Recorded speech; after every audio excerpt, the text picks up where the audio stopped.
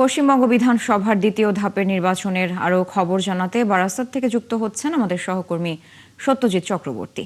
সত্যজিৎ, আগের ধাপের নির্বাচনে তো অনেক বুথেই ইভিএম বিকল হবার খবর পাওয়া গেছে এবং আজকেও বারাসাতে ইভিএম বিকল ছিল। ভবানীপুরের চিত্রটা কি? ভোট সেখানে সময় মতো শুরু হয়েছে কিনা?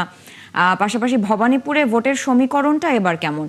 বুথ ফেরত জরিপ কি বলছে? কে এগিয়ে আছেন এবার? দেখুন, বারাসাত দিয়ে যে শুরু হয়েছিল ইভিএম বিভ্রাট এবং যে 142টা আসন তার ভিতরে 60 জায়গায় কিন্তু এরকম বিভ্রাটের খবর এসেছিল এবং 1-1.5 ঘন্টার মধ্যেই সর্বত্রই কিন্তু সমাধান করা হয়েছে। তারপর স্বাভাবিক হয় ভোট গ্রহণ পর্ব এবং ভবানীপুর কেন্দ্র অন্যতম আলোচিত। এই কেন্দ্রে মমতা বন্দ্যোপাধ্যায় এবং শুভেন্দু অধিকারীর মধ্যে তৃণমূল ও বিজেপির আর কি মূলত লড়াই। বুথ ফেরত সমীক্ষা বলতে ভোটারদের সাথে আমরা কথা বলেছি এবং ভোটাররা বলছেন এখানে কিন্তু মমতা বন্দ্যোপাধ্যায় একটা আবেগ এবং এই কেন্দ্রে এগিয়ে মমতা বন্দ্যোপাধ্যায়, যদিও লড়াই কিন্তু শিয়ানে হবে বলে ভোটাররা বলছেন।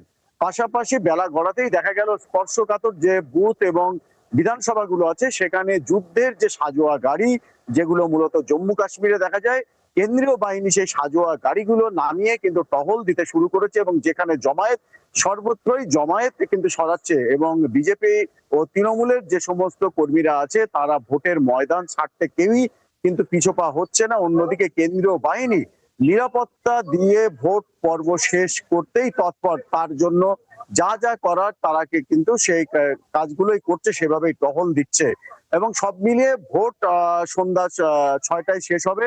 আমাদের অপেক্ষা করে থাকতে হবে যে ভোট পর্বে এই যে দ্বিতীয় দফায় কতটা শান্তিপূর্ণভাবে হয়। সত্যজিৎ, ধন্যবাদ যুক্ত হওয়ার জন্য। দর্শক, আমাদের সাথে যুক্ত ছিলেন বারাসাত থেকে সহকর্মী সত্যজিৎ চক্রবর্তী। পশ্চিমবঙ্গ বিধানসভার দ্বিতীয় ধাপের নির্বাচনের আপডেট নিয়ে তিনি যুক্ত হয়েছিলেন।